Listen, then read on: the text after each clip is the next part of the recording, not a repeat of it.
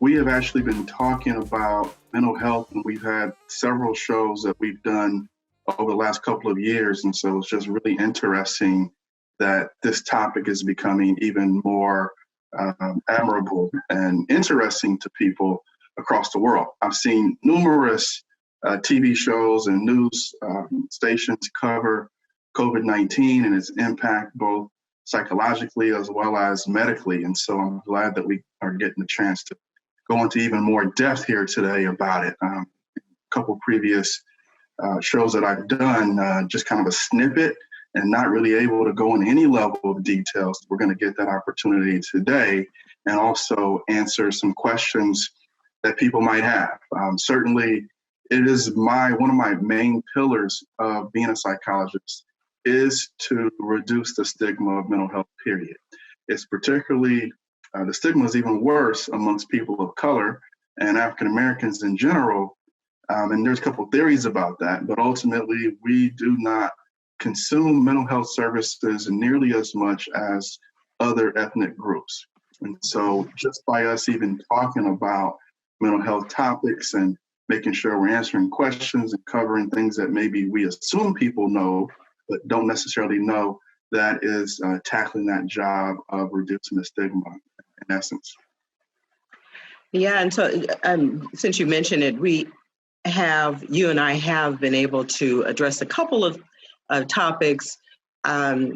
We began with our very first episode where we talked a little bit about relationships and family dynamics, and then we moved on to cover the post-traumatic stress injury of first responders, particularly firefighters. But in that conversation that you guys can find on YouTube under the Bay Area Mental Health Hour, in that conversation, we talked about the first responders who are on the front lines responding to emergency crisis, traumatic situations on a daily basis.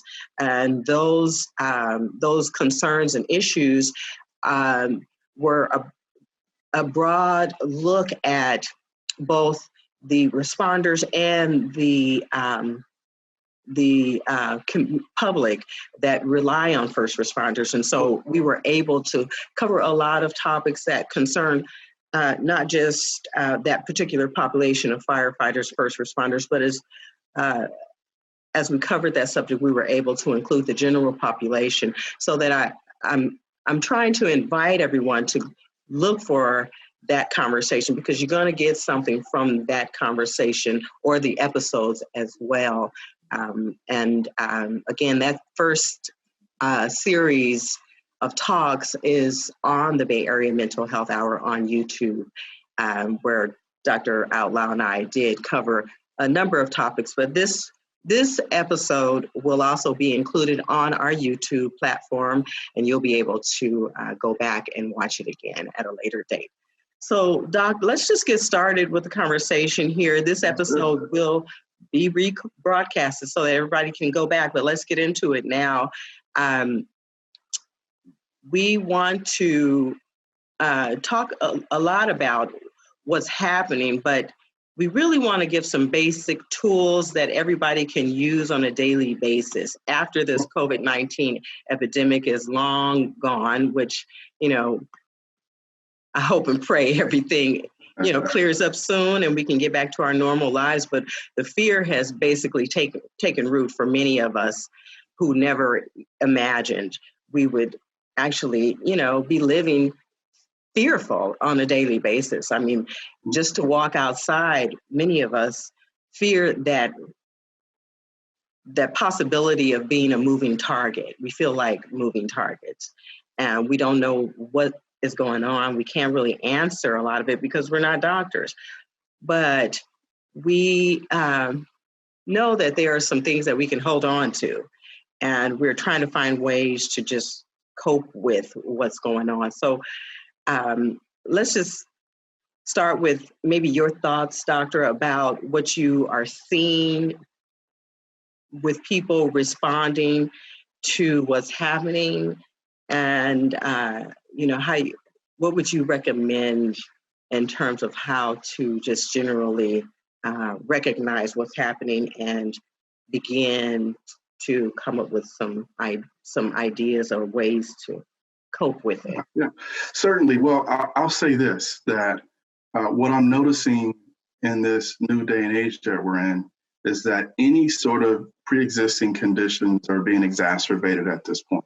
So whether you have, you're going through a grief process in terms of maybe you lost someone close to you, whether you have an ongoing condition of depression, diagnosis, or anything else you can think of, certainly with this new world that we're living in, everything is kind of amplified. It's a little bit worse. And it also doesn't mean that you had to have a pre-existing condition already, mental health condition, to be more specific. Many of us are going through a lot of anxiety, and that is ultimately probably the most predominant thing that I'm seeing at this time. So when we don't have any level of true certainty, we can experience anxiety. We can experience anxiety for kind of irrational reasons as well, but particularly if we have a real reason for worry, it can certainly just kind of seep out. And so a lot of us are unsure about our jobs. Some people have already been laid off. Some people know that if this coronavirus thing isn't taken care of in the next 30 days or so, that they are very likely going to be laid off.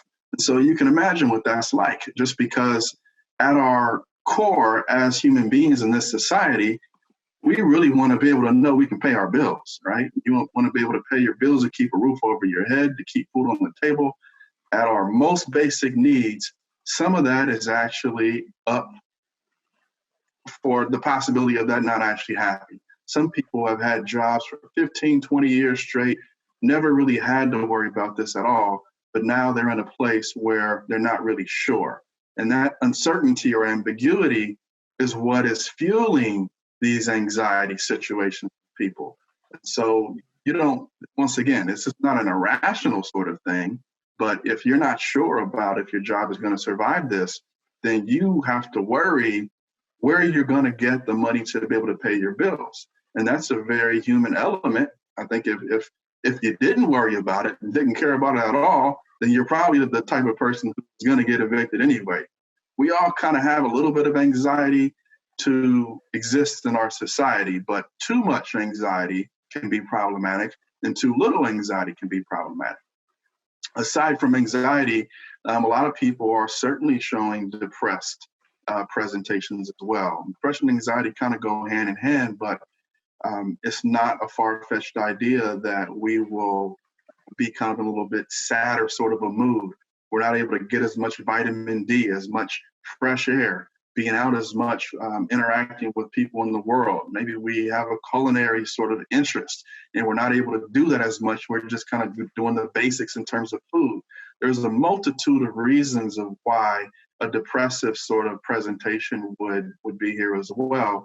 And that's certainly the other piece that I'm seeing, both anxiety and depression. And just to kind of end my response on this, you don't have to have schizophrenia, you don't have to have obsessive compulsive disorder for you to be affected by this. I think we all are affected on a continuum to varying levels of it, but we all have been affected. And if you're not affected, then there's probably something wrong with you on the other end, because once again, a little bit of anxiety is necessary for us to actually have some motivation.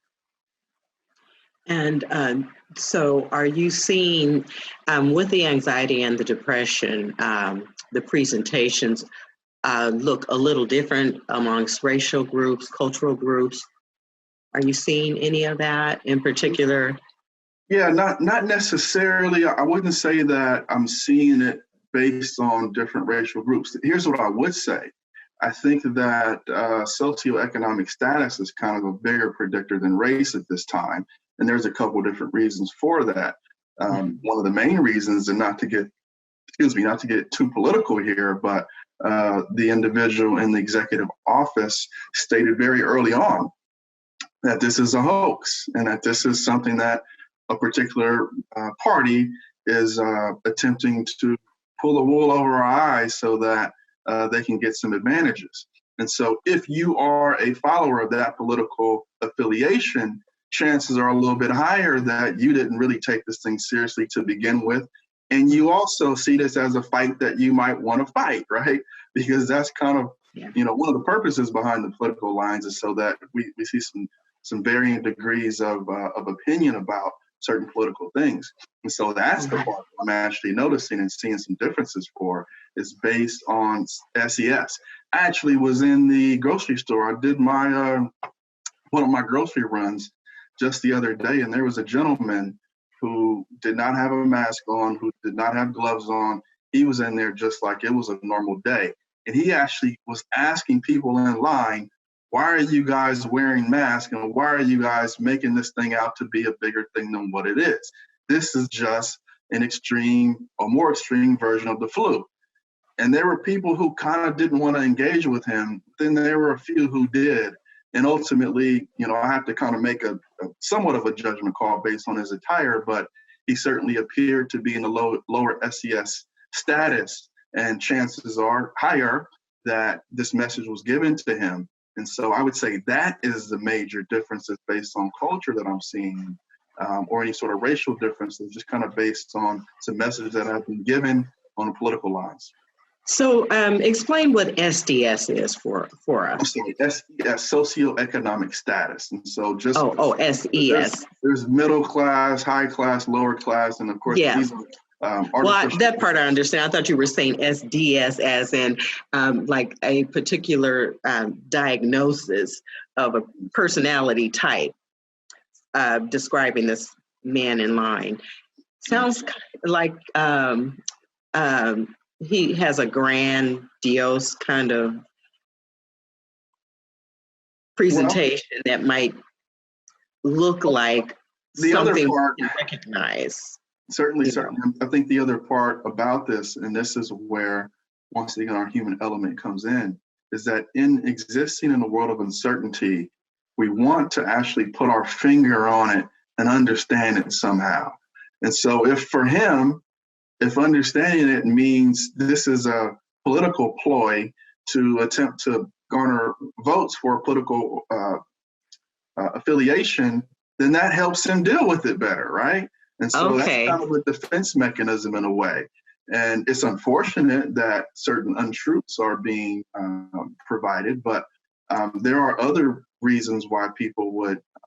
Conspiracy theories are kind of another kind of similar sort of piece to it as well. There is a multitude of conspiracy theories that are out there right now, and those are giving people something to hold on to, something to make sense for, and it kind of reduces your anxiety, right? When you say, oh, this is because of the 5G towers, or oh, this is because of the Democratic Party. Now I can understand why this thing actually is.